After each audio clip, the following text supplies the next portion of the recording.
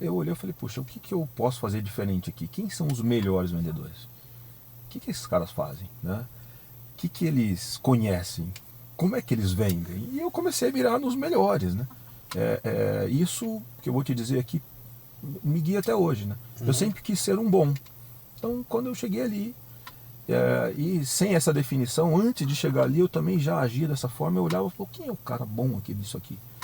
Deixa eu ver com esse cara, deixa eu almoçar com esse cara. Se eu puder sair com ele para visitar, para Uhum. entender.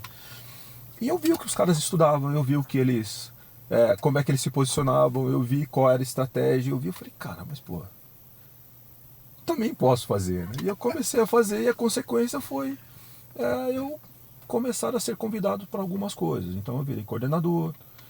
Aí Muito bem, mais um Leadercast. Esse é especial. Todo Leadercast eu falo que é especial. Esse aqui é mais do que especial, né? Porque eu conheço essa figura aqui, ó.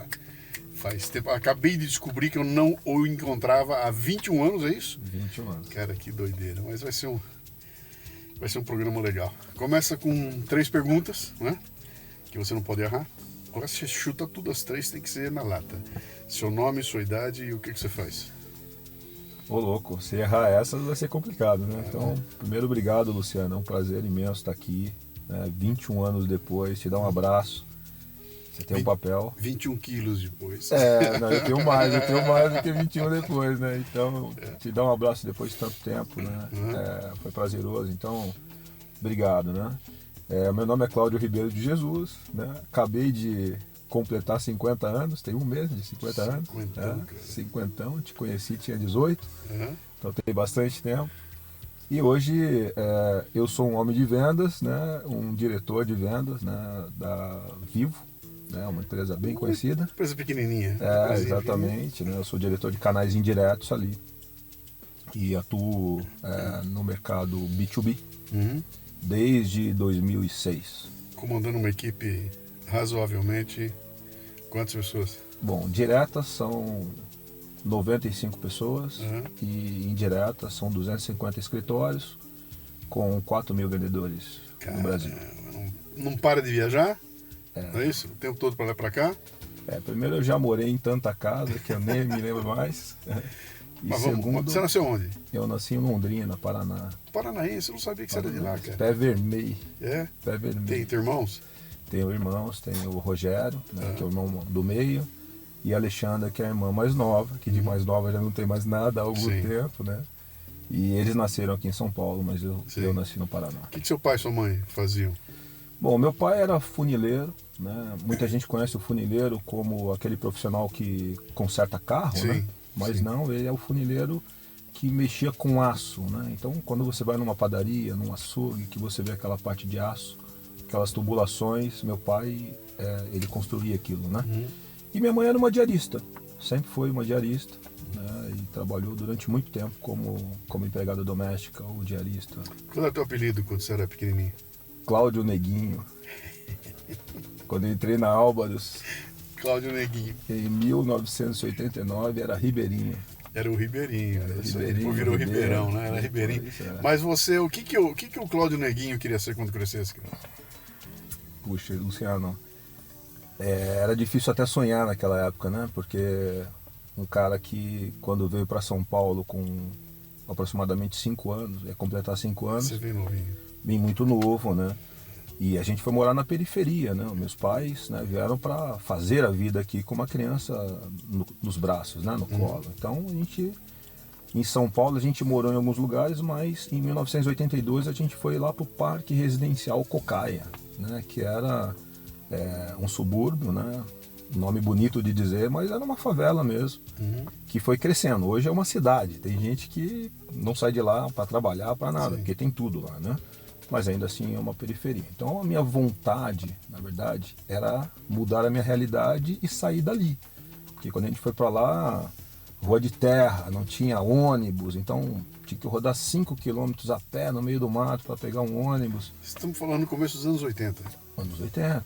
Anos 80. Quando eu entrei na Álvaros lá em 1989, Foi 89 que você entrou lá? 89, com 14 anos de idade, eu chegava para trabalhar lá muitas vezes, né, com um tênis cheio de barro ali, porque chovia e era tudo de barro. Então, a vontade era sair dali, era mudar aquela realidade, né? Então, Como é que você foi parar na Álvaros, cara? O que você respondeu? Uma chamada? não, eu entrei numa empresa chamada Círculo de Amigos do Menor Patrulheiro, era Campi, Tá. que naquela época preparava, né, adolescentes para o mercado de trabalho. Então, a gente aprendia a arquivar, a gente aprendia a calcular, a gente aprendia a comer de garfo e faca, a gente aprendia a mexer no guia mapográfico, né? Muita gente que vai nos ouvir hoje não sabe o que é o guia A mapográfico. geração Z não tem a menor ideia. faz a menor Eu penso o seguinte, o guia mapográfico era um Waze impresso. Era o Waze analógico, né? Você tinha que decorar e tal. Eu andava com aquilo na coxa aqui para ver como é que andava nas ruas de São Paulo. Exatamente. E depois de algum tempo eu tinha ele na cabeça, eu já sabia Sim. exatamente, né? E aí, depois que a gente fazia um curso ali naquela entidade, Ela fazia contato com as empresas. isso, e aí as empresas escolhiam os melhores jovens. 14 anos. Com 14 anos. Sabe que se fosse hoje, estava todo mundo preso, né? Ia Exatamente. prender todo mundo lá. Né? Hoje é só com 16. Não, e você fica imaginando, né, cara? O que seria da sua vida se fosse hoje, com a proibição? Aos 14 você não pode. Não pode trabalhar, que nem você fez. Né? Você foi ser office boy, né? Office boy. Com o IDEG já direto ou não? Era o seu Ovandi. O Ovandi, Você lembra que o seu respondia Ovandi? pro IDEG, né? Era o seu IDEG, era o seu IDEG e o IDEG. Ovandi. Eu lembro do Ovandi, sim. Seu IDEG. Quem cuidava da informática era o filho dele, o Cláudio. Meu Isso, xará, o Cláudio Tegotti. Cláudio Tegotti. E o meu apelido era Ribeiro porque trabalhava o Cláudio Novoa com o seu Ovandi. Uhum. E ele era mais velho de casa, então a Roseli Borges, que era do RH na época. Arroba era do outro Cláudio, né? Exato, ela falou, olha, você escolhe Ribeiro ou Jesus. É. Que o meu nome é Cláudio Ribeiro de Jesus. Eu falei, acho que é melhor Ribeiro, né? Uhum. Então, a partir dali, eu fiquei 14 anos naquela empresa e de Ribeirinho, eu virei Ribeirão quando eu saí de lá. Você entrou lá em 89. 89, eu tava lá. Você estava lá. Tava lá, era na Avenida de Pinedo, uma fábrica de eixos diferenciais que tinha ali, e embreagem também, né? Exatamente. E tinha um prédio de administração, você ficava numa ponta, eu ficava na outra, ponta separada, era um marketing, Era né? o marketing. Aliás, não, ali em cima primeiro em vendas, depois embaixo, que era o marketing, Era o né? marketing. E era uma coisa interessante, porque a Dana sempre teve a Álvaros, na verdade, que seguia os parâmetros da Dana, né? Ela sempre teve aquela política do promote from within. Lembra disso? Lembra. Fazer crescer o pessoal de dentro da empresa. Isso era comum lá, né? Exatamente. A gente chamava a turma para lá e para cá, né? Como é que você chegou na minha área? A gente mantinha contato porque você era o garoto que ficava levando documentação lá dentro, para lá e para cá, não era isso? Exatamente. Tinha um boy interno, que era Sim. o João Evangelista, que está lá até hoje. Está lá até hoje. Caramba! Está lá bicho. até hoje. Quase 30 anos de empresa. E tinha o boy externo.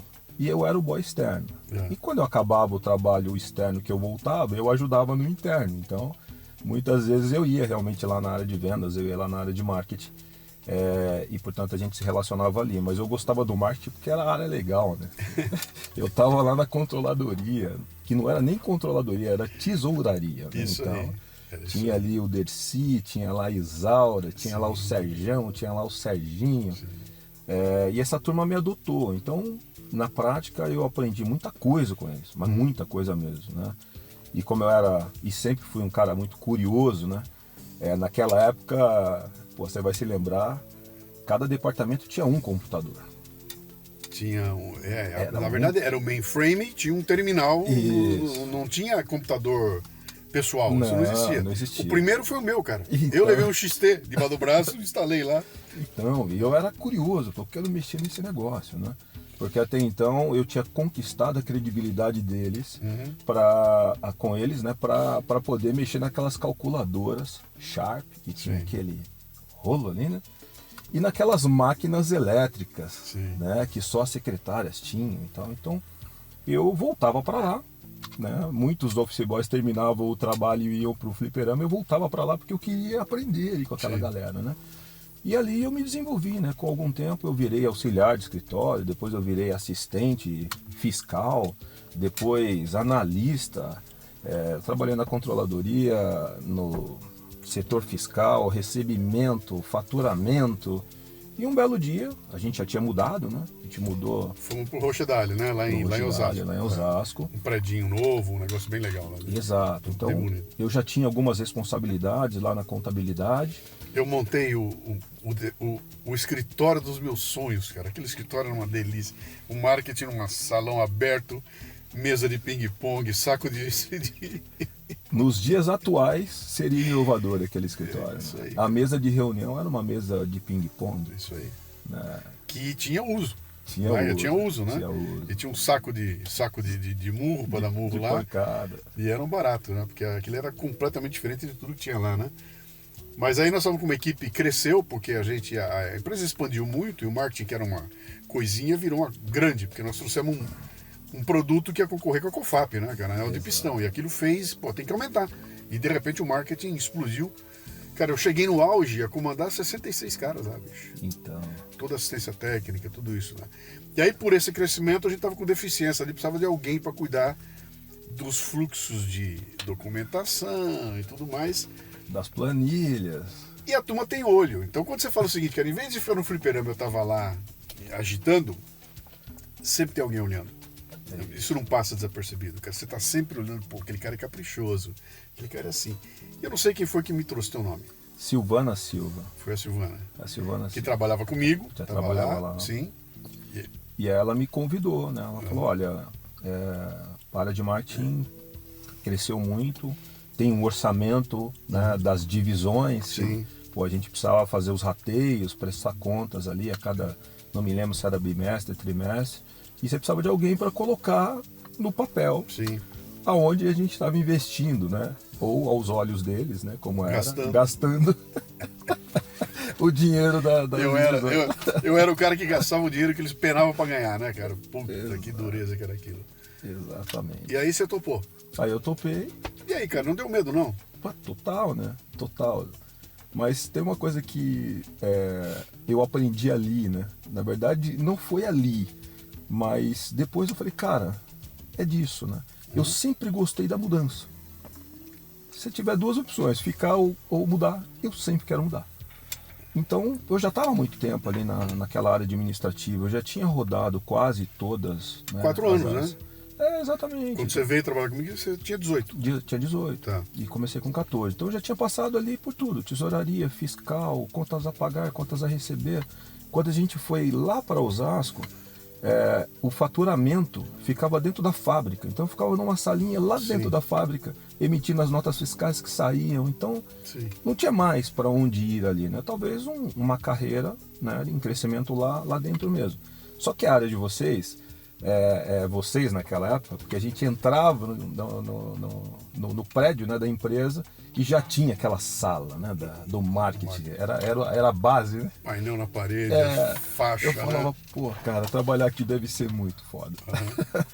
E era uma bagunça, era bem legal, né? E aí veio o convite, né? E eu aprendi ali que primeiro você precisa. Eu gostava de mudar, vim aprender isso depois, né? Vim descobrir isso depois. E aprendi que você precisa desejar. As coisas acontecem a partir do desejo, né? E eu lembro perfeitamente de eu subia, né? Porque era uma rampa. E aí olhava sempre à direita, era aquela sala, né? Do jeito que você estruturou e acabou de detalhar. Então, pô, trabalhar aqui deve ser muito show. E aí veio um convite por algo que eu tinha, né? Como habilidade, eu era um cara que... Pô, eu era um exímio...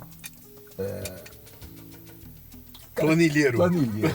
Ninguém me ganhava nas fórmulas, ninguém me ganhava nas macros da vida. Então isso ajudaria a Silvana, né?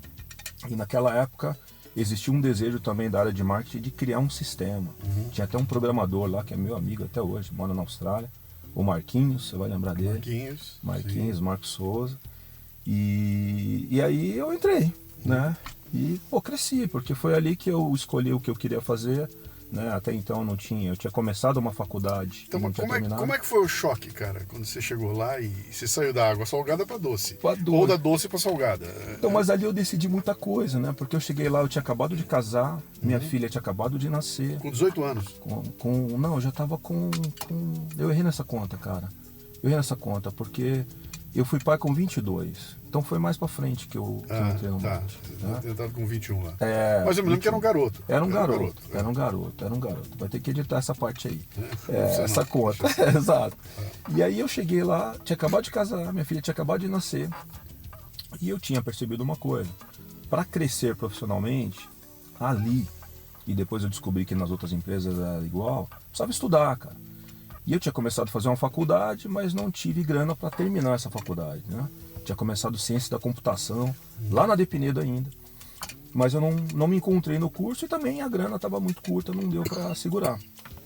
Aí quando a gente foi para Osasco, que eu entrei ali e me deslumbrei com aquilo ali, né? Que era outro no universo.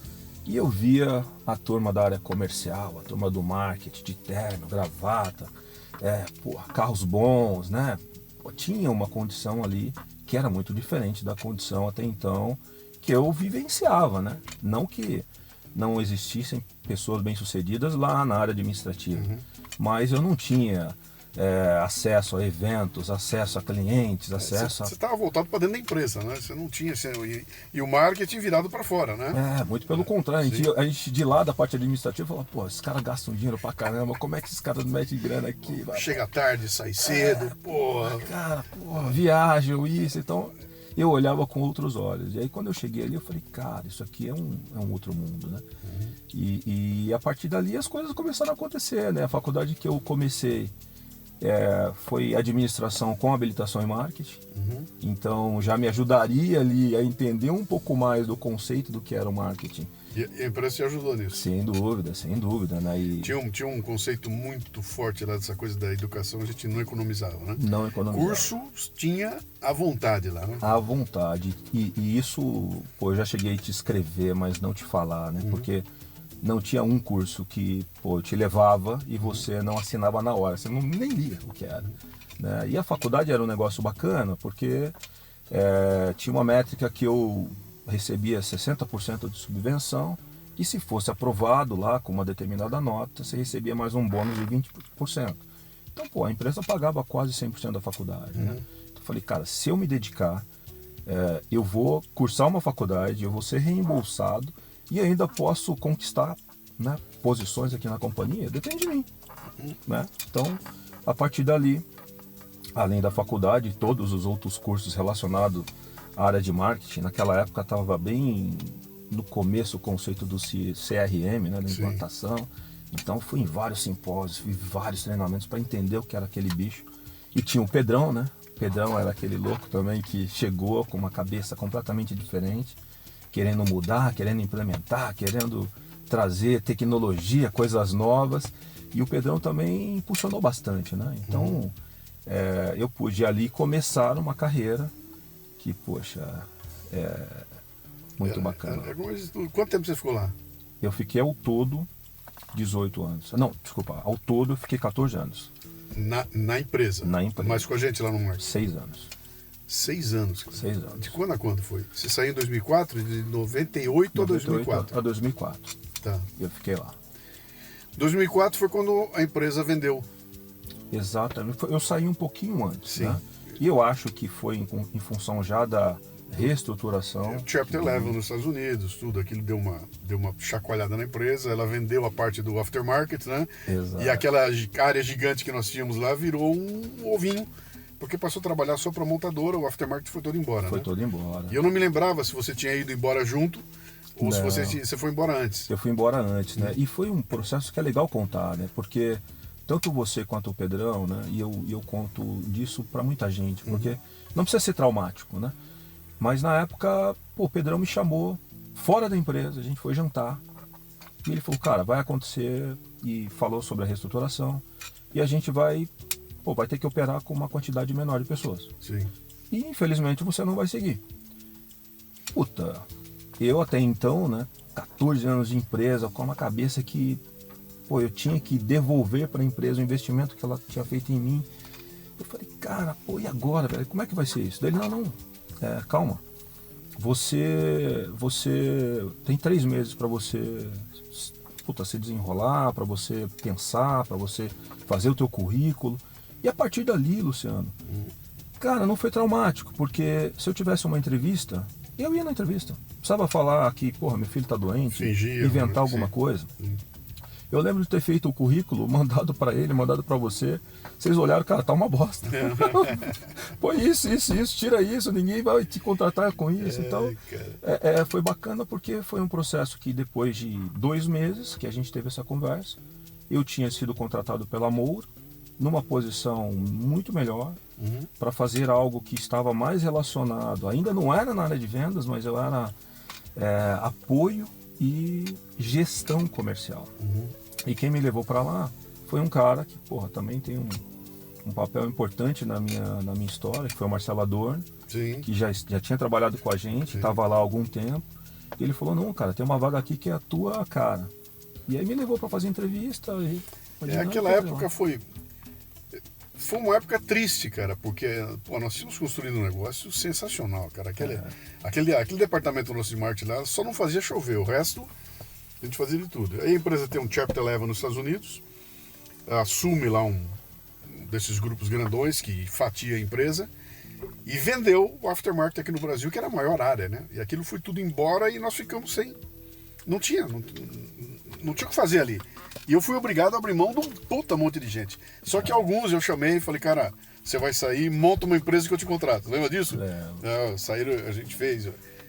Foi com a turma toda lá, cara. Foi meio triste, porque nós ficamos sozinhos. Ficou eu, o Pedrão. E acho que mais a Magda. Ficamos em 2 ou 3 ali. E aí mudou pra Diadema. E aí nós ficamos só trabalhando pro OI. Mas aí foi ladeira abaixo, né? Porque o marketing era muito demandado pelo aftermarket, não era pela montadora, né? Mas foi um processo legal, né? E aí você foi para outro... Aí fui para um outro desafio. E aí? E aí o outro desafio era uma parada também... porque eu fui contratado para fazer uma coisa, e aí só que era uma empresa muito menor que a Dan, né? Era a Moura? Baterias Moura. Baterias Moura. Uma empresa cuja fábrica fica lá em Belo Jardim, que é interior do Pernambuco. Tinha um escritório comercial ali em Recife. A empresa já era líder de mercado lá na região norte e nordeste, e ela queria expandir para a região sul e sudeste. Sim. Só que não havia uma decisão ou uma definição ainda do como. Sim. Se ia ser por meio de uma rede própria, se ia ser por meio dos distribuidores, né? E eu fui contratado para fazer um trabalho lá que eles chamavam farol de mercado, né? Que era mapear o mercado, identificar o potencial e definir se cabia ali uma operação ou se tinha algum distribuidor que pudesse receber a bateria ali e fazer a distribuição no mercado local. Só que era um trabalho que, como a gente não tinha naquela época a tecnologia que a gente tem hoje, né? Hoje você põe no Google ali e sai tudo, cara. Sim. Lá não, eles contrataram 12 caras, deram uma região para cada um. Você pega o avião, vai ao ponto mais extremo do estado. E anda na rua e vai entrando nas lojinhas. Chegava lá e perguntava, porra, onde é que não vende bateria aqui? Perguntava no posto de gasolina, os caras, não, é na rua tal. Aí você chegava lá, ia de loja em loja, pegava o cartão, via quais marcas, né, tinham ali, qual era o preço médio, e fazia isso o dia todo, cara. Sim. Aí chegava no hotel à noite, planilhava tudo aquilo ali, alimentava uma planilha lá, né, da empresa. E assim a gente mapeou, cara. Eu trabalhei o Rio Grande do Sul inteiro, trabalhei Santa Catarina inteira, trabalhei o Paraná inteiro, trabalhei Minas Gerais inteiro. Conheceu o Brasil? O Brasil, cara. Eu fui privilegiado, porque eu pude fazer esse papel com eles. E aí eu já tinha terminado a faculdade, eu estava fazendo um MBA e fazendo esse trabalho. E aí, um belo momento, conheci um cara no MBA. Na verdade, eu conheci esse cara na faculdade e a gente foi para o MBA juntos. E ele falou, cara, preciso te levar para Vivo, porque eu falava muito sobre canal com ele, né? Eu estava tentando desenvolver o canal.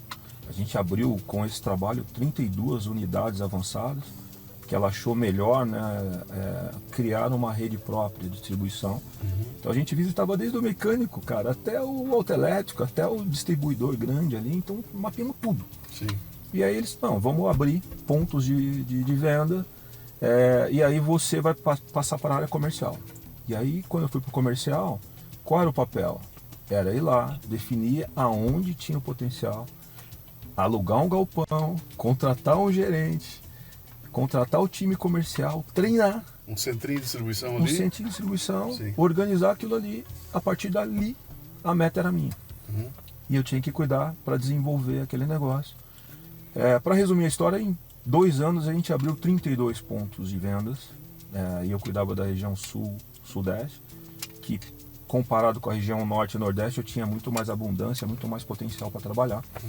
E esse cara falou, velho, eu preciso te levar para Vivo, porque a gente tem uma deficiência de canal lá, esse tema de capilaridade é uma necessidade absurda. Que ano era isso? Isso era 2000, quando ele tentou foi 2005. Eu ainda estava na metade, amor. A telefonia estava Cara, naquela época... nascendo aquilo tudo lá. Mas aí tinha um negócio que era legal, porque até aí eu vendia coisa que ninguém quer comprar, né, velho? Ninguém acorda de manhã e, nossa, que vontade de comprar uma bateria. Eu não vejo a hora de chegar sabadão pra trocar a bateria do carro, né? Então, cara, eu falava, vender alguma coisa que as pessoas queiram deve ter o seu prazer, né, cara? E aí chega conheço esse cidadão, que é o Adalmir Assef, meu amigo até hoje ele não está mais na Vivo. E fez uma oferta, na época não deu, depois fez outra, alguns meses depois, e eu entrei na Vivo. Eu tô fazendo as contas aqui, cara, é pré-smartphone. Não existia smartphone. O iPhone chegou em 2007, acho que foi. Mas 2007. Não era smartphone, era o CDMA. Sim. A comunicação por dados era SMS. O que a gente briga hoje para 1 giga, 1 tera, sei lá o que de velocidade, era um XRTT, que eram 128 kbps por segundo. A internet era pré-histórica naquela época. Era internet discada. Sim. Mas tem uma coisa que você usou muito, que já existia, que era aquela plaquinha PCMC. Que você plugava no notebook e te dava mobilidade, né? Chegava no aeroporto, você chegava no hotel e você tinha. Então, Genial. tinha 2 coisas para vender que as pessoas queriam, né? Que era o telefone, e na época era um telefone de voz, analógica. Aquele Motorola tijolão, cara. Mas logo em seguida chegou o startup. Cara, né? quando foi começou o celular no Brasil, ele começou de forma oficiosa, não foi oficial. Não é que chegou e a partir de hoje a Vivo anunciou que tinha. Não, ele foi pro baixo do pano. E eu me lembro que eu descobri que tinha um cara vendendo celular na Paulista por aquele programa Shop Tour. Shop Tour. Lembra? Eu tava assistindo o Shop Tour e o cara, eu tenho aqui o celular. Eu falei, eu vou lá, né? Saí uma tarde, fui pra Avenida Paulista, entrei num prédio lá, entrei lá e o cara tava vendendo. E eu comprei dele na hora, acho que eu tenho o recibo até hoje. Paguei aquele Motorola tijolão, né? Tijolão. E eu lembro que eu peguei aquele negócio na mão, apertei o botão de ligar e minha vida mudou com aquele barulhinho, cara, porque ele fez um apito. Mas não era um apito igual a tudo que eu já... Eu nunca tinha ouvido aquilo, era um apito eletrônico. Ele fez... Puu. Quando eu ouvi aquilo, eu falei, cara... Peguei, fiz minha primeira ligação e falei na Avenida Paulista, andando na rua. Eu falei, dali pra frente, mudou a vida. Mudou a vida completamente. Foi uma loucura aquilo. Pois é, né, cara? E hoje, né, se a gente olhar, fazendo um paralelo com os dias atuais, né, o que a gente fornece por meio do que você conheceu lá, né, que é o mesmo princípio, é tão importante na vida das pessoas e das empresas quanto luz, quanto água. Não tem mais como é que é? Na pirâmide de Maslow, embaixo tem um Wi-Fi lá, né? Tem um Wi-Fi. Tem um Wi-Fi lá, né? Mas então você pegou a Vivo desde lá no comecinho. Quando eu entrei ainda era Telesp celular. Sim. Aí, um pouquinho tempo depois, um pouco mais de 1 ano, ela virou Vivo, incorporou outras operadoras. E aí eu entrei em São Paulo, vendedor, né, gerente de negócio. E logo, né, trabalhando, eu atendi uma carteira de clientes, e aí naquela época era vender plano corporativo, não tinha outra coisa, né, que era ou um smartphone, do conceito do smartphone daquela época, né, que era completamente diferente, ou uma placa PCMC. E essa indústria se transformou, né, cresceu absurdamente. Você tem uma experiência interessante aí que eu quero cutucar aqui, cara. Você trabalhou na Dana numa época que ela estava em expansão. Então a gente também cresceu comprando muita empresa, né? E quando você estava lá, nós compramos umas 4 ou 5. Compramos Nakata, Parrish, Racine, lembra? Fomos comprando aqui, Estevô, compramos aquilo tudo. E a gente comprava uma empresa do mesmo segmento, juntava e ia crescendo assim, né? Com a telefonia, a coisa foi num grau Porque era o seguinte, era pular de 1 milhão de clientes para 10 milhões, para 30 milhões, para 40 milhões. É um crescimento que é um negócio... eu não sei nem como contabilizar isso, cara. O que eu sei é o seguinte, deve doer pra cacete. Como é que uma empresa cresce desse jeito e se expande para ser uma empresa com... Quantos clientes tem hoje a Vivo? Quando a gente olha, mais de 130 milhões de clientes. Como é que faz, cara? Uma empresa crescer para 130 milhões, cara. Muito resultado das incorporações, mas também das aquisições, né? E é impressionante, porque o portfólio das operadoras já não é há muito tempo só de telefonia, né? Hoje, quando a gente olha tudo que a gente vende, o que a gente menos vende, quando eu olho pela receita, É telefonia. telefonia, Sim. né?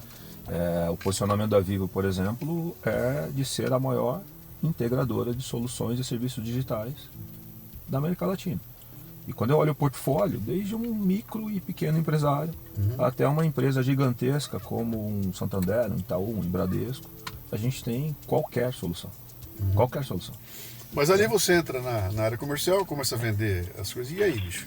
Aí você enxergou uma avenida Aí maravilhosa na tua frente ali? primeiro que era vender algo que as pessoas queriam comprar. Isso é diferente. E tem um batalhão de problema para você resolver, porque Sim.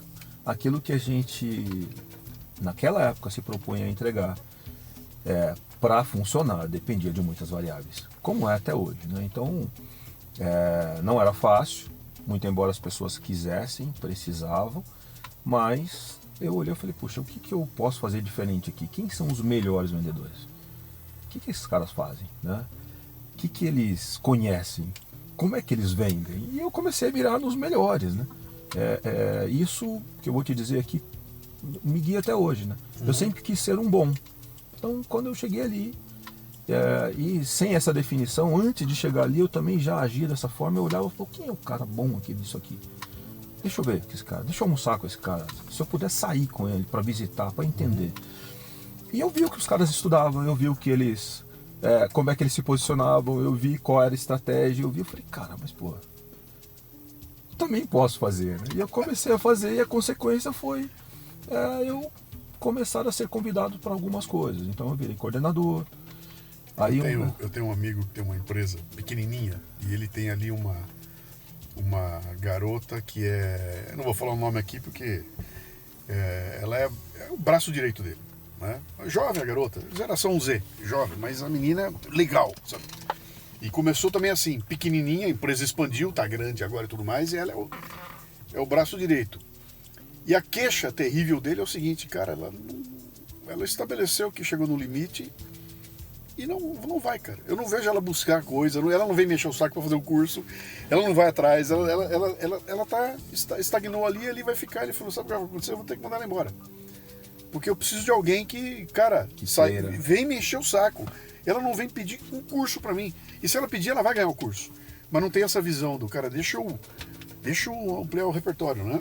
Então, e na verdade eu acho que isso vem muito da história também da Luciano, porque quando eu olho de onde eu saí, sim, eu só tinha dois caminhos, né?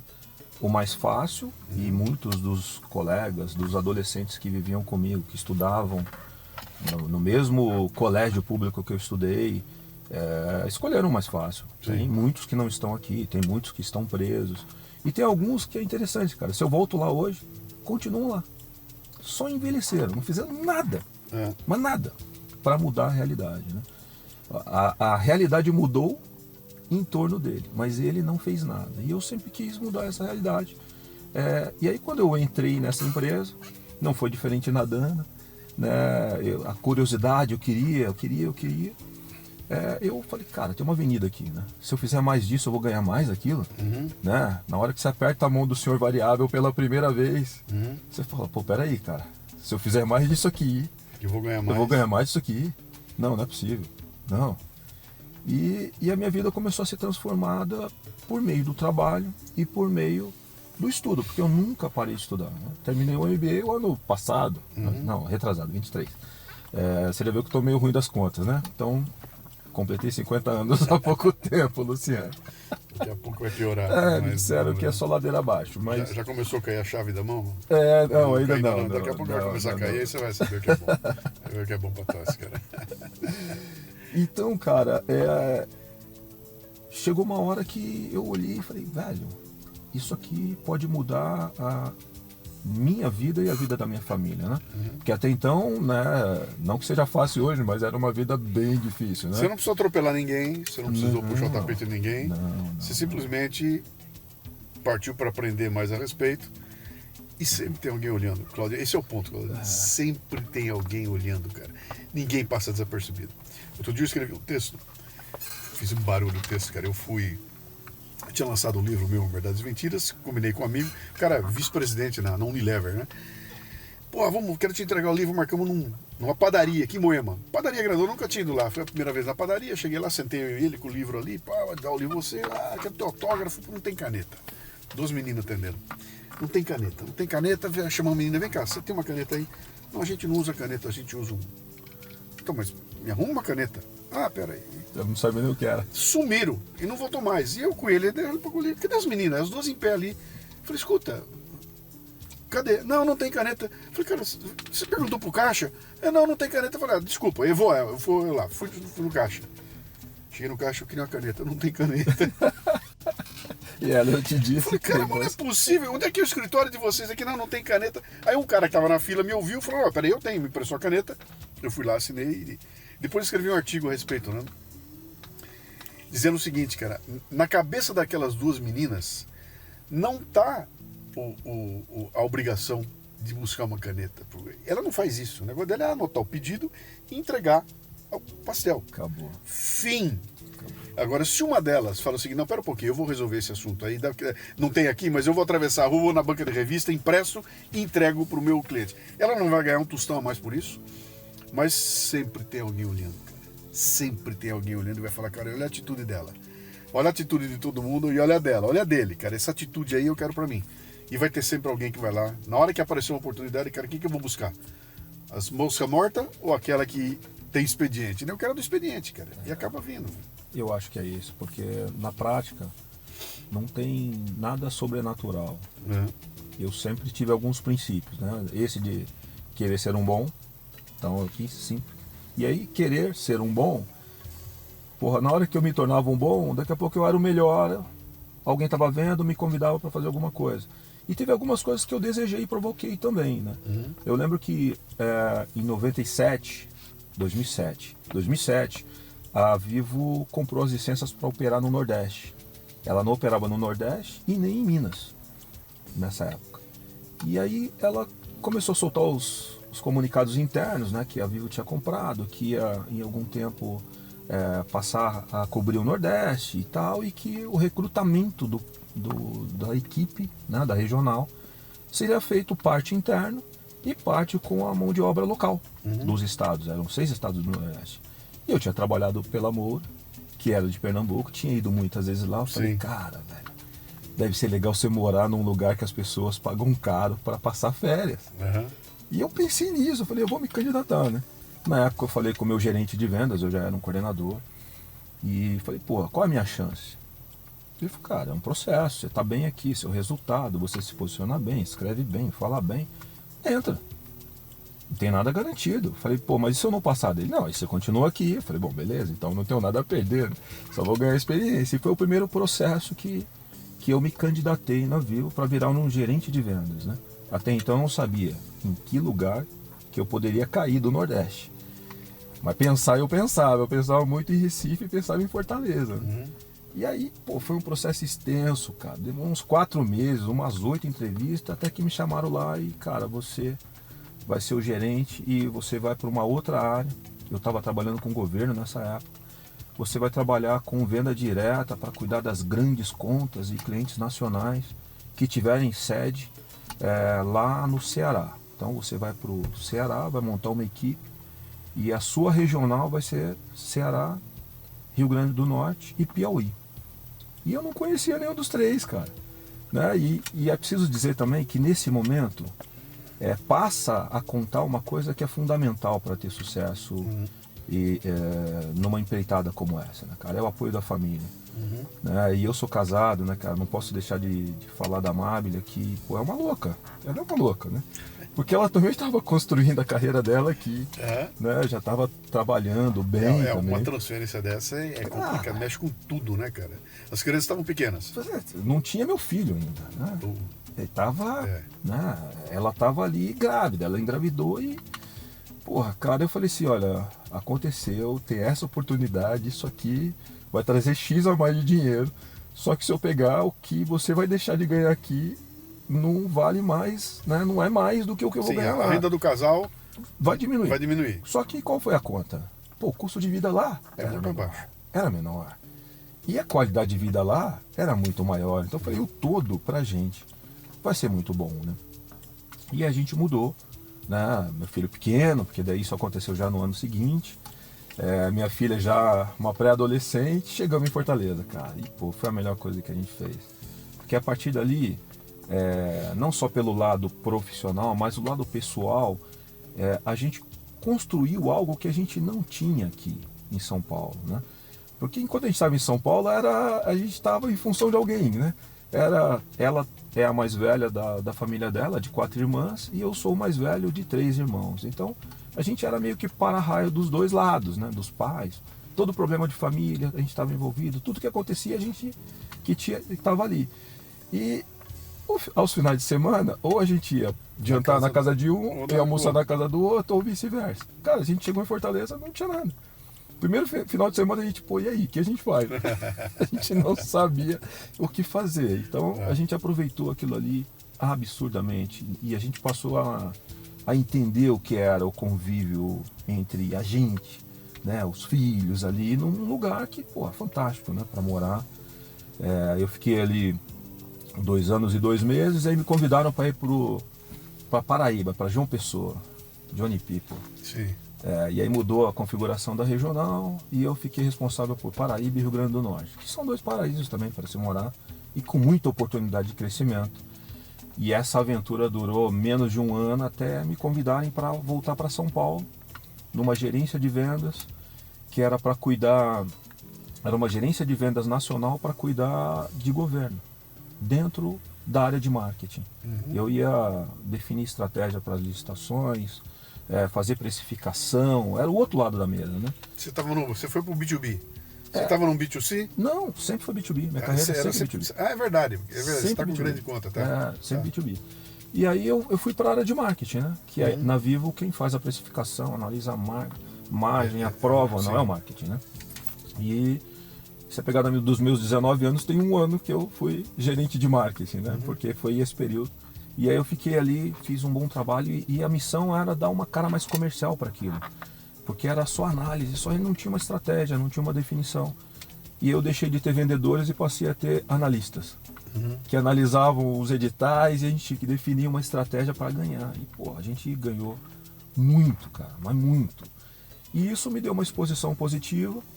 E o meu diretor-geral na época me chamou lá e falou assim, Cláudio, exatamente 1 ano depois, eu cheguei em maio de 2010 e ele me chamou em maio de 2011, falou, olha, Cláudio, vai ter uma reestruturação, eu vou fazer aqui, e tal, vou ter 3 lugares aqui que eu vou ter diretores e vão ter 2 lugares que eu não terei diretorias, mas vão ter gerentes sêniores que vão responder direto para mim. 1 ano depois que eu mudei, né? Eu falei assim, beleza, mas daí, não, eu quero que você vá para Belém cuidar do norte.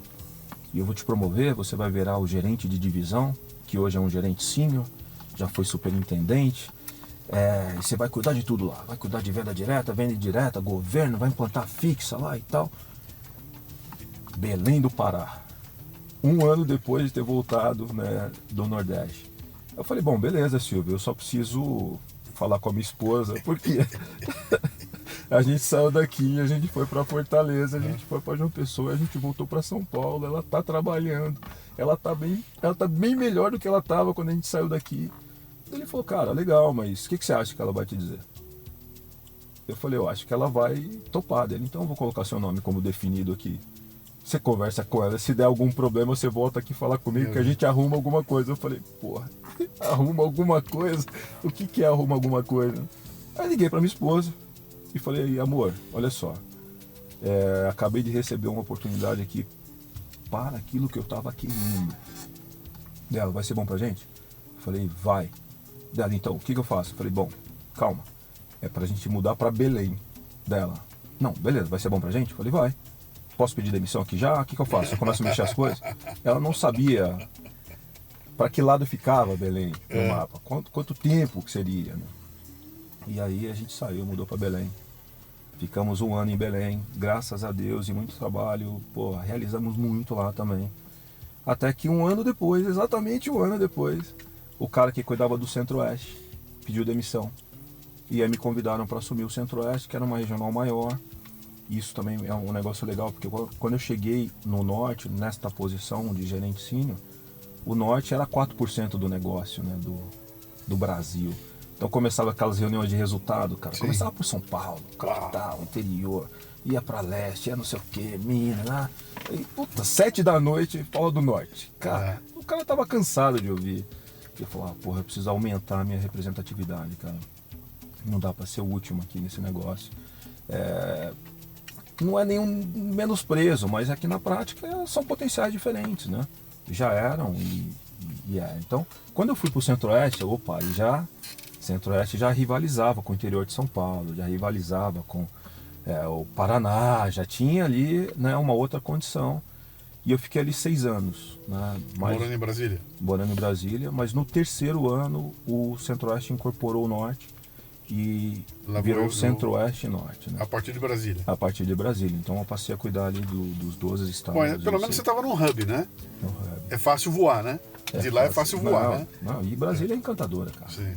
Eu me apaixonei por Brasília. É mesmo? Me apaixonei.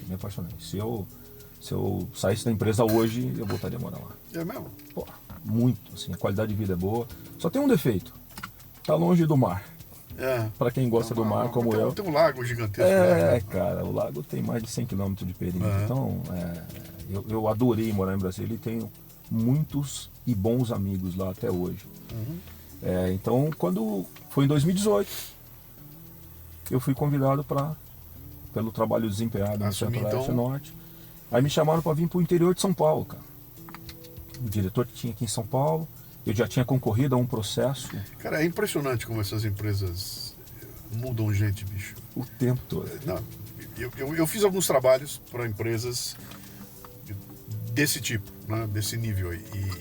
E tudo que eu vi lá, cara, é uma instabilidade total. Eu não sabia se no mês que vem o cara que ia me atender era o mesmo que ia me atender. E o pior disso é o seguinte, é que trocava e a cultura ia embora, cara. A história ia embora. Então não é mais o Cláudio, agora é o Zé. Chegava lá, muito prazer, Zé, meu nome é Luciano. Eu fiz 40 palestras para vocês. O cara não tem a menor ideia e ia embora toda a história. O histórico, cara. E aí fica uma bagunça, porque fica tudo meio truncado, né? E uma coisa que eu ia te perguntar, uma empresa quando cresce na velocidade que vocês cresceram e tem o tamanho mastodôntico que vocês têm, né? Cara, criar e manter uma cultura lá dentro deve ser um negócio complicadíssimo. Complicadíssimo. E tem um fator que você não comentou que é real, né? Que são as fusões, né? Cada empresa vem com uma cultura, né? Bom, a gente vem de Dana, a gente já sabia como é que era. Mas não dá nem para comparar o tamanho das coisas, né? Que ali eu comprei, incorporei, mas aí o teu é mastodôntico. Não, cara. Uma cagada é milionária. É milionária. Pô, 1% de cliente insatisfeito. Em 130 milhões. Sim. É muito cliente, 1 milhão, cara. É muito cliente. 1,3 milhões. É muito cliente insatisfeito.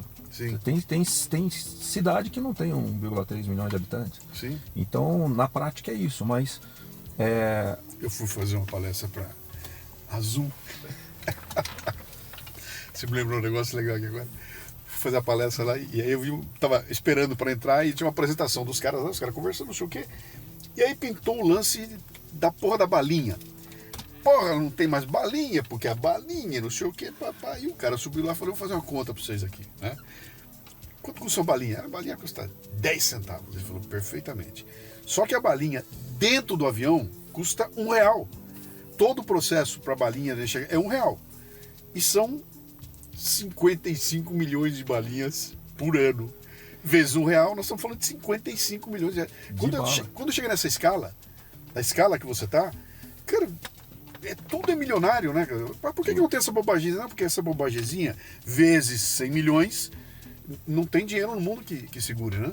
Não tem. E tem um outro fator, né, no nosso negócio especificamente, né? O nível de exigência do cliente é elevadíssimo e o nível de tolerância é baixíssimo. Sim. Né? Eu fiz uma comparação aqui com a energia e água, né, há pouco. Eu tenho certeza que você não sabe quantas vezes você ficou sem luz no mês passado. Não. Nem sem água. Mas você ficou. Agora, você sabe quantas vezes você ficou sem internet. Sim. Você sabe quantas vezes você tentou mandar um vídeo e não foi. Você tentou fazer uma ligação e não completou. Então, é isso que eu estou falando. E qual é o lado sacana disso, né? Você acabou de falar da renovação do seu plano, né? Todo ano o cliente quer baixar o preço. Mas ele quer exigir atendimento, exigir qualidade. É um negócio de capital intensivo, né? A gente acabou de lançar o 5G, já estamos falando de 6G. E é um caminhão de dinheiro para implementar isso. E eu não posso cobrar R$1 a mais por isso. Tem que agregar valor.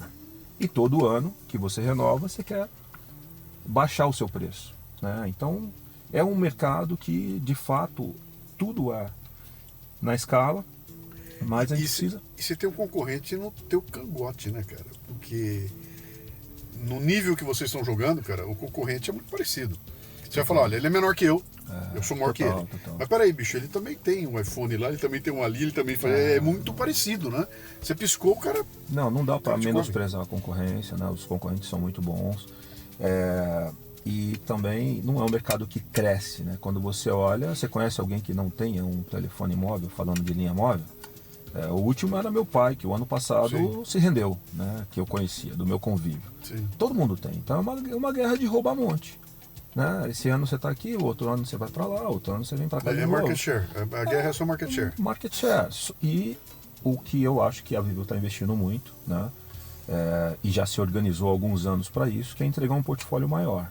Então, a nossa intenção aqui, seja uma empresa pequena ou uma pessoa física, né? Se você entra numa loja hoje B2C, você tem o conceito da casa conectada. Uhum. Você pode contratar um projeto de automação para o teu escritório, para a tua casa, numa loja. Né? Então, você tem muito mais serviço ali do que propriamente a conectividade, que era o que nos trouxe até aqui, né? Que era o fundamento do nosso serviço, que era o core. Né? Uhum. Então, não dá para desprezar, porque tem um faturamento bilionário ainda em cima da rede móvel, da rede fixa, que é a nossa base. Sim. Agora, em cima dessa base, tem muita coisa que pode ser construída. Né? No ano passado, a Vivo adquiriu as licenças do Bacen. Ela poderia se transformar num banco com mais de 100 milhões de clientes, do dia para a noite. Se você entra numa loja B2C, você já tem produtos financeiros ali, que você pode contratar. Vai chegar lá, né? Depois que o Itaú virou o maior vendedor de Apple do Brasil, Acabou.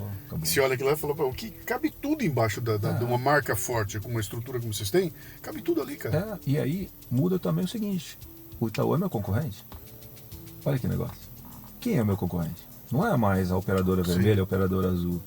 Depende. Sim, o banco também é. Depende. E agora a Apple está investindo em saúde, fazendo isso aqui virar Olha onde vai parar essa coisa, cara.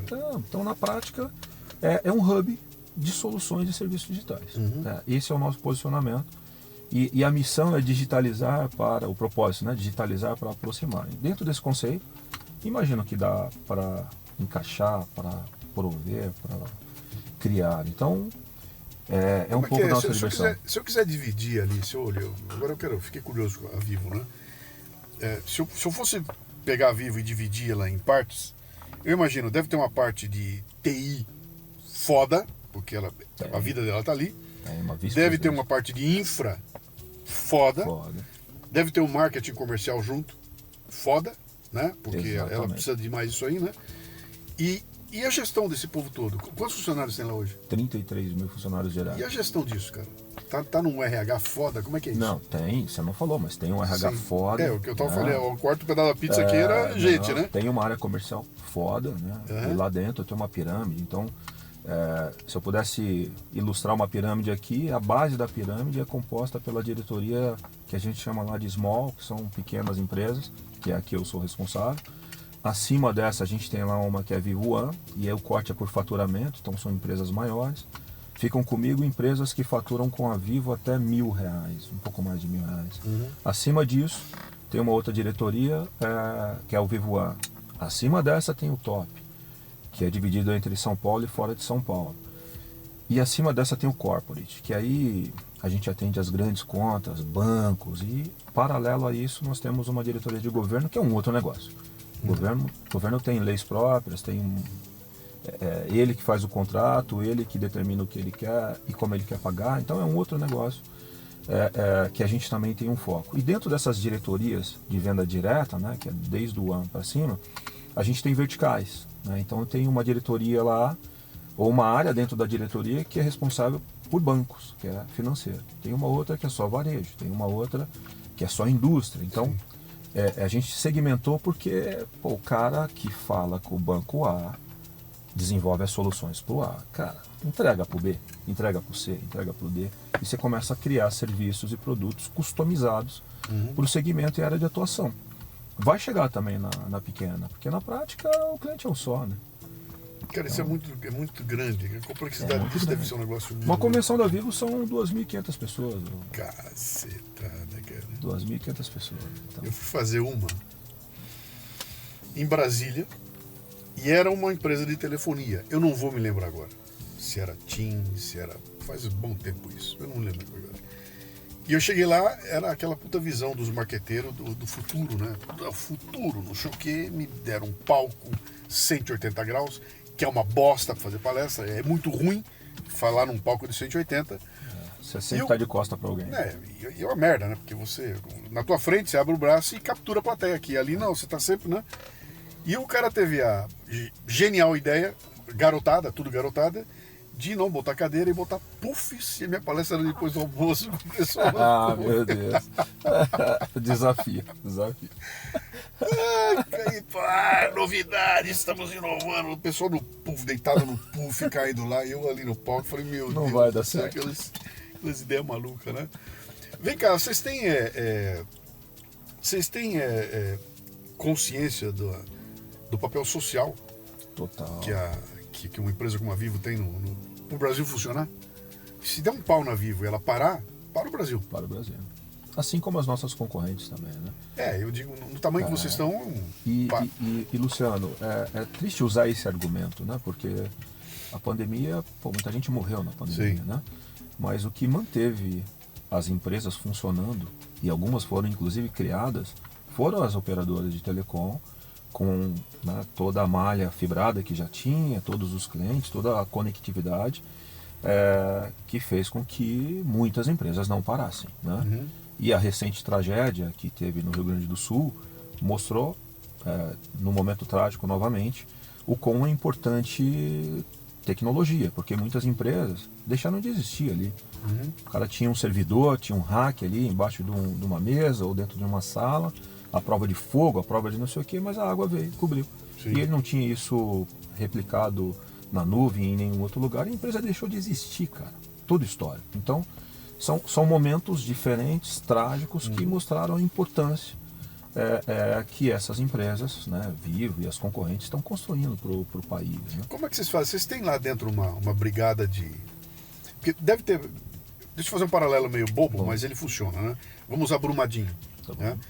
Brumadinho teve um acidente horroroso, com uma tragédia que mudou a história do país, aquela história mudou, né? E tinha um grupo lá, um grupo de risco e tudo mais, que analisava aquilo, mesmo assim a coisa passou. Vocês têm um grupo lá focado, né? Olha, o que não pode acontecer aqui? Sim. O servidor XPTO não pode parar, né? A conexão, as torres tais não pode cair, né? Como é que é isso? Sim, tem os grupos, e nós temos 2 data centers, né? Um deles aqui no Brasil, que é um dos mais modernos do mundo, e ele é espelhado com um data center na Espanha. Então, acontecer 2 problemas ou 2 catástrofes simultaneamente, pode acontecer, né? A gente já viu muita coisa aqui, mas é muito difícil, né? E a maior parte da operação é digitalizada. Tanto é que a Vivo, quando teve o problema da pandemia, ela colocou 30 mil pessoas em casa. Sim. Assim, de um final de semana para o outro, né? A gente já tinha um processo lá que a gente denomina internamente como Mobility, que era um projeto que começou com um dia, né, de home office. O conceito é, você pode escolher um dia da semana para trabalhar de onde você quiser. E aí isso expandiu para 2 dias. Quando a pandemia chegou, a gente já estava com 3 dias. Então, colocar mais 2, já tinha estrutura, já tinha todo mundo conectado com notebook, todo mundo. Então, foi rápido e a empresa não parou. Né? O que a gente identificou é que a gente parou de inovar, que as interações presenciais, elas propiciam muito mais inovação do que a gente conseguiu implementar. E passou a pandemia, a turma voltou saiu do home office ou incorporou a cultura? Então, virou um problema, como em muitos lugares, né? Porque na prática... Esse então é sintomático, né? Porque então... na área comercial é difícil isso, né? Na área comercial, tem que estar na frente do cliente, tem que visitar. O que acelerou, que eu acho que isso foi muito bacana pra gente no comercial? A cultura no cliente de fazer videoconferência. Sim. Porque o cliente do B2B recebia o consultor aqui numa hora marcada, você falava com o cara te apresentava, pegava o contrato, lia o contrato, explicava a oferta, isso acabou. Agora você recebe um WhatsApp de alguém, um link, você faz um Teams com o cara ali e ele te explica. Sim. E tem aquele que nem quer isso. Então essa cultura nos ajudou muito. Agora a produtividade com todo mundo em casa, ela caiu. Eu acho que o brasileiro aí é a nossa cultura brasileira. Haja vista o que aconteceu com o Itaú recentemente, né? Tá uma discussão brutal aí. Eu vi até um comentário seu, né? Um vídeo que você fez. Eu fiz um vídeo lá falando tô tomando porrada aqui, nem um louco lá. O cara não sabe agora, bicho, eu não fiz um vídeo. O vídeo não me interessa os 1000 que foram embora, o vídeo me interessa o processo, né? O que é esse processo, né? Como é que ele funciona. Mas eu fui pesquisar para fazer aquilo lá e eu vi o cara do iFood, né? Ele falando, bicho, a melhor coisa que eu fiz na vida foi meter o pessoal em... Mas no caso dele funciona muito bem, né? Porque é a natureza do negócio dele, né? Mas ele usou um argumento ali que eu achei fantástico, cara. O argumento dele é o seguinte: um cara que mora no interiorzão, contratei um cara de Picos, né? Para fazer um trabalho que era um paulista que fazia. Esse cara lá em Picos está ganhando o salário que o paulista ganha aqui, só que ele mora em Picos. Acabou. O custo de vida é muito menor, ele tem flexibilidade. Esse cara vai se matar para não perder esse emprego. Então a produtividade, esse cara me dá de tudo. Ele trabalha que nem um alucinado porque aquilo é muito bom para ele, né? E é interessante. Deixa eu falar uma outra coisa com você aí, que é um negócio meio importante, de impacto no Brasil, né? Eu estava outro dia conversando com um amigo e a gente discutindo que um dia vai aparecer um antropólogo que vai estudar o impacto que o telefone celular teve na distribuição de renda e na mudança cultural do Brasil, né? Quer dizer, a vida do meu pedreiro mudou o dia que ele pegou um celular na mão. Pegou o celular, a vida dele virou de ponta cabeça. Então, isso muda a história do país, né? E aí eu volto àquela pergunta que eu tive você lá no começo, lá, né? Essa consciência do papel social de vocês, né? Eu não quero falar ESG porque eu gosto desses rótulos, né? Mas como é que é isso aí? Isso é trabalhado na cultura? Como é que é? Vende a qualquer custo? Não. Eu preciso de grana entrando aqui? Como é que é? Não, obviamente, não é uma empresa que é sem fins lucrativos, né? Então, claro, a margem é uma coisa que a gente persegue em cada negócio, não tem? Mas a Vivo tem muitas iniciativas. Existe uma fundação telefônica com... o dia do voluntariado é um dia que a empresa para. Ela para, tem lá muitas entidades que são assistidas Brasil afora, e a gente faz um dia de ação social. A gente escolhe alguns orfanatos, alguns asilos, algumas escolas. Nos últimos anos tem sido em escolas, e a gente transforma a escola. Vai lá, reforma, pinta, entrega tecnologia, a gente reforma, né? A gente já fizemos... É o Solidariedade, né? Exato. Lá é o dia do voluntariado, é o DVT, né? E é um dia que a empresa para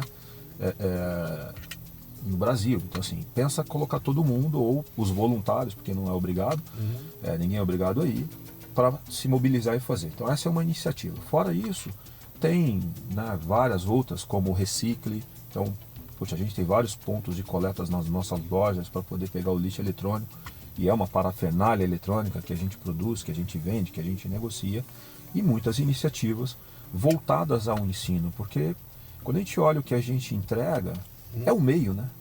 É o meio. O meio, sim. A gente tem hoje um projeto lá que é uma incubadora com várias empresas nascendo ali, né? E tem projetos ali voltados ao ensino, onde a gente coloca à disposição. Eu tô pensando, eu te contei do café com leite na escola, né? Eu lembro. Eu falo, cara, pô, ele tá baseado no celular. Então. Esse é um projeto baseado num aparelho celular. Ele vai estar no bolso da criança, na mão do pai e na mão do professor na escola. E o celular é o elemento que faz esse mesmo conteúdo navegar da família para a escola e da escola para a família. Cara, é interessante isso. E assim como ele, né? Você pega outros negócios que não existiam antes do celular, né? O WhatsApp não existiria. Não. Agora o que é interessante, né? A Meta nunca investiu $1 em infraestrutura de rede. Porque o problema é de vocês. Exato, exato. Agora, se para o teu WhatsApp funcionar, você acha que é a operadora. E às vezes é o servidor dele. Uhum. Então, entende o nível de complexidade que tem no nosso negócio, né? Sim. Mas na prática, muitas empresas não seriam o que são hoje. Sem a telecom, sem os serviços digitais.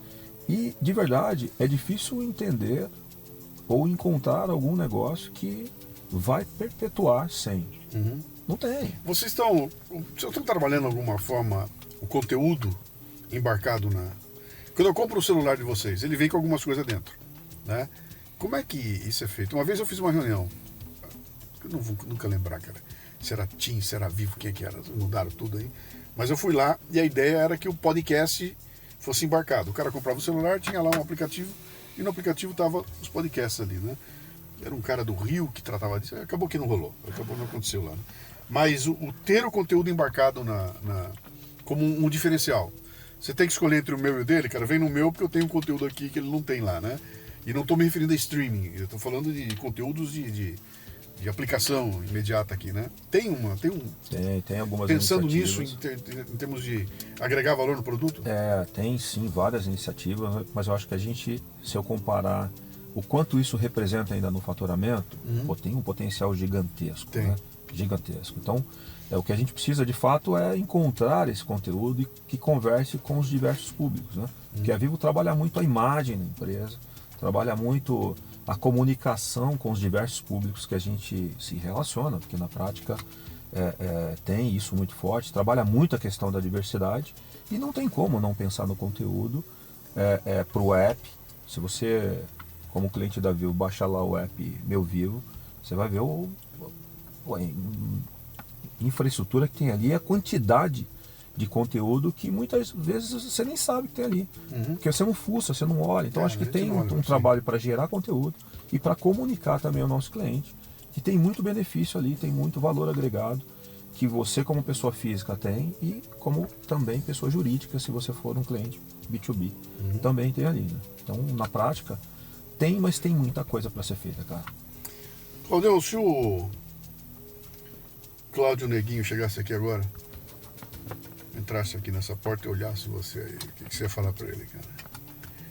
Aquele Cláudio Neguinho com o tênis todo sujo de barro, tudo. Ele entrou aqui agora e olhou e falou, quem é você? O que você fala pra ele? Porra, cara, eu ia falar pra ele assim, obrigado por ter sido um cara inconformado, isso até hoje.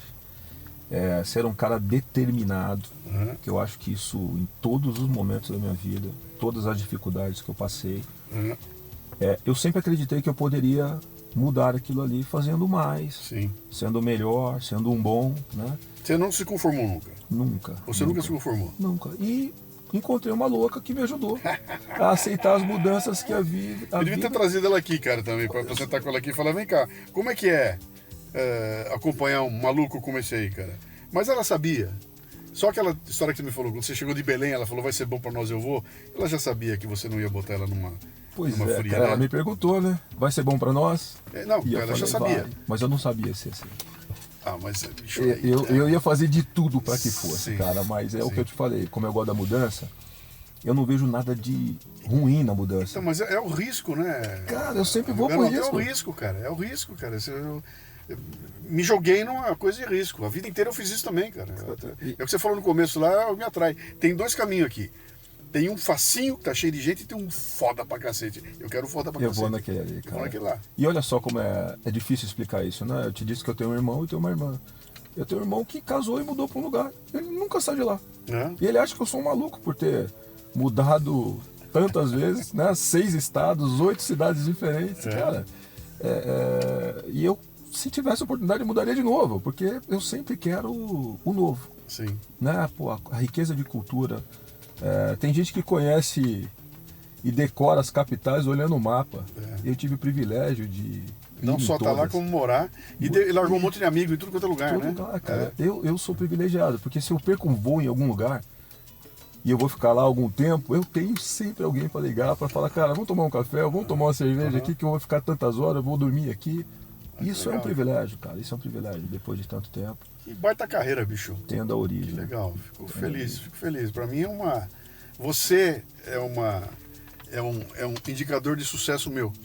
E é E mesmo. você é um indicador de sucesso meu, cara. E é mesmo. A gente sempre fala, ela falou, o que faz um bom líder? Forma outros, cara.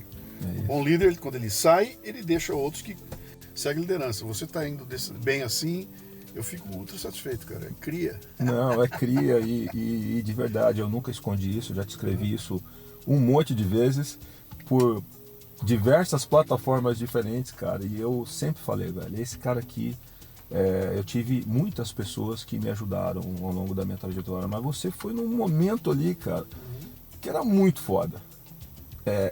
Era difícil sonhar e pensar que eu poderia chegar onde eu cheguei, e com uma coisa que eu sempre quis, não mudar a minha essência. Não mudar a minha essência. As pessoas que me conhecem do ambiente social... É o mesmo Claudio. É o mesmo cara, velho. Minha sala é aberta, eu olho lá e falo, cara, velho, não precisa ser aquele diretor, né? Comando e controle, autoritário, Quando porta fechada. a gente olha uma empresa do tamanho da sua, cara, a impressão é que no lugar que você tá, só vinga ogro, cara. Tem que ser muito ogro para vingar, porque ali e você não precisou disso. Né? Durante muito tempo foi assim, Luciano. Hoje não, né? Hoje não, aliás, vale contar aqui um trabalho que a empresa fez no ano passado, cara. Eu tinha acabado de ser promovido a diretor. E quando você é promovido, né? Você, cara, legal a promoção, mas e aí? O que vem de novo, né? E aí começaram a aparecer uns bichos que, né, não cuidava antes, né? Como é que eu desenrolo isso aqui? E eu, como te disse, sou um privilegiado, né? Como eu conquistei muitos amigos, tive alguns mentores também na própria empresa, isso virou depois uma rede de apoio, né? Claro. Então, cara, olha só, tá acontecendo tal coisa aqui, tem que tomar tal decisão, o que você já fez? Como é que eu faço isso? Com quem que eu falo? Então me ajudaram muito. Mas teve um trabalho de uma consultoria que eles fizeram para mapear o perfil da liderança dos altos executivos. E eu ali, cara, 2 meses de cadeira, os caras fizeram um assessment com a gente, entregaram material lá e trouxeram um individual. E o cara começou a contar lá na frente o perfil da liderança, cara. Estava ali em 30 diretores, 2 executivos, e o cara começou a contar. E tinha uma simbologia ali, né? O primeiro símbolo, ele explicando ali, eu olhei no meu material. Não tinha, não era igual o que estava lá. Falei, já deu, né? Segundo símbolo também não era igual ao meu aqui. Né? Tinham 10, 12 símbolos ali. No terceiro eu não aguentei, eu levantei a mão. Falei, olha, ou eu não estou entendendo isso aqui, ou meu material está errado, porque até agora nada que você colocou aí tem. Daí ele falou assim, você é o Cláudio? Eu falei, sou dele. Não, eu ia falar de você mais pra frente. Você daqui é o único que é diferente. Ixi. E tinha, sei lá... Não pela cor. Não pela cor, que era uma outra coisa também. Sim. Mas até aí com 2 meses eu falei, fudeu, erraram. Erraram. Como é que, eu sou diferente? E aí ele começou a explicar todo o conceito, toda a metodologia. E aí o perfil daquela liderança era um perfil de gladiadores, ele usou esse nome. Era uma galera que ia chegar lá no resultado, mas ia deixar um monte de cadáver, pescoço pra lá e tal. E eu era o único naquela sala que me preocupava genuinamente com o grupo. Para chegar no grupo. A gente podia chegar mais devagar, mas a gente ia chegar inteiro, mais coeso, mais... Até ele chegar nessa explicação, que era o perfil que a empresa estava buscando com aquele trabalho e tal, eu já estava embaixo da mesa, cara. Eu falei, os caras vão sair daqui, os caras vão falar, erramos, volta lá e tal, não vai dar. Mas no final eu já estava mais feliz e orgulhoso, porque na prática Eu nunca acreditei nesse estilo de gestão, Sim. né, autoritário, da porrada e tal. E você era um cara também diferente por isso. Né? Eu lembro que, porra, pra você chamar a atenção de alguém, a gente saía da tua sala e falou, cara, pisei na bola com o Luciano, velho. Mas você não saía dali humilhado, né? Você não saía dali esculachado. Então eu nunca acreditei nisso, nunca fiz isso.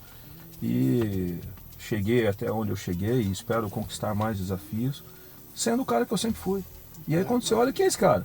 Ele é educado, ele é determinado, Sim. ele é estudioso, ele é curioso. Isso vale para 1910, 1920, 30, 50, vai valer para 2060, cara, que são coisas fundamentais aí que a IA não vai ser capaz de fazer. Eu Entendeu? espero. E você vai ter. Vamos andar. Claudião, que legal, cara. Que baita história aí. Bicho, fico feliz mesmo. Você tá me salvou minha noite aqui, cara. Que é isso? É meu KPI. Você é meu KPI, meu. Não, tem outros, Legal. né? Você tem outros também. É. E eu espero que a gente não precise de 21 anos, né? Não, Pra agora nos você encontrar sabe o novamente. caminho, está em São Paulo. Para de que viajar, provar. para de mudar, cara. Então daqui e volto sempre aí. Eu tô Mas, organizando um negócio com uma galera daquela época. Sim. E vamos ver se a gente encontra. Eu vim Marca. falando com a Mariane Farinelli, aliás, ela te mandou um beijo. Sim. Né? Então, Essa é outra também. não vou te dar o beijo, mas vou transmitir o recado. Essa é outra que uma hora dessa vai estar por aqui É também. outro KPI também. Você tá no LinkedIn? Tô no LinkedIn. Como é que tá lá? Cláudio Ribeiro de Jesus. Cláudio Ribeiro de Jesus. É, Maravilha. É. Exatamente. Bem-vindo, meu caro. Valeu, Luciano. Muito Obrigado bom ter demais. você. Prazer. Parabéns pela carreira. Como é que era? O Cláudio Ribeirinho. O Ribeirinho. O Ribeirinho ia ficar feliz aí. Teu pai, tua mãe também. Baita carreira, cara. Fico feliz. Legal, obrigado, Luciano. E espero seguir da mesma forma. Vai E sim. com os amigos e rede de apoio, né, que eu acabei construindo. Mantenha aí a tua verdade, cara. Você não precisa mais que isso, não. Valeu, cara. Obrigado, obrigado, Luciano.